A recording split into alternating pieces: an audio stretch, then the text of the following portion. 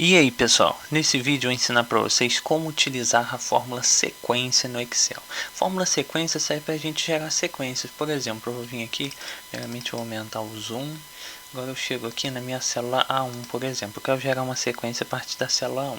Vamos, por exemplo, se eu quero gerar uma lista de valores em sequência. Vou começando pelo 1, por exemplo. É só digitar aqui igual a sequência.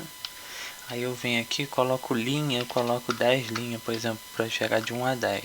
Que se vocês forem reparar, o valor de linha ele é um parâmetro obrigatório, mas os outros parâmetros, colunas, início e final, todos eles não são obrigatórios nessa fórmula. Então, nesse caso, por que não são obrigatórios? Porque estão entre colchetes. Então, nesse caso, eu vim aqui, ó, fechar a fórmula, ele já me gerou aqui a minha sequência, né? E aqui na minha sequência, vocês vão reparar, aqui aparece a fórmula, mas fica escuro aqui, né? O único lugar que a fórmula realmente aparece é na célula inicial, né? Essa sequência eu poderia vir aqui, copiar ela, né? E vir e colar ela, por exemplo, somente valores. Que agora minha sequência estaria pronta para após, por exemplo, eu apago aqui a primeira célula, não ia apagar o resto da sequência, né? Isso é uma forma de gerar, por exemplo, uma lista de valores. Deixa eu vir aqui, vou apagar. Vamos agora gerar uma sequência utilizando os outros parâmetros. Por exemplo, aqui eu quero gerar uma sequência com 5 linhas e eu quero que tenha, por exemplo, 2 colunas. Ele vai, agora eu fecho parênteses, aí gerou uma sequência para mim de 1 a 10, porém utilizando as colunas, né? Eu poderia gerar uma sequência aqui agora, deixa eu me ver aqui na minha célula inicial. Chegar aqui na minha célula inicial, vou apagar, né? Vamos escrever aqui sequência novamente. Eu vou gerar uma sequência aqui agora com, por exemplo, uma linha e 10 colunas. A gente vem aqui agora, ó, eu gerei uma lista só que na horizontal, né? Uma lista na horizontal. E agora eu poderia vir aqui, vamos supor se eu quero gerar uma sequência agora, utilizando mais parâmetros. Eu vim aqui, por exemplo, botei que eu quero 5 linhas, eu quero 5 colunas, e o início eu quero que se eu gerar aqui primeiramente, ele vai iniciar por 1, vai de 1 a 25, né?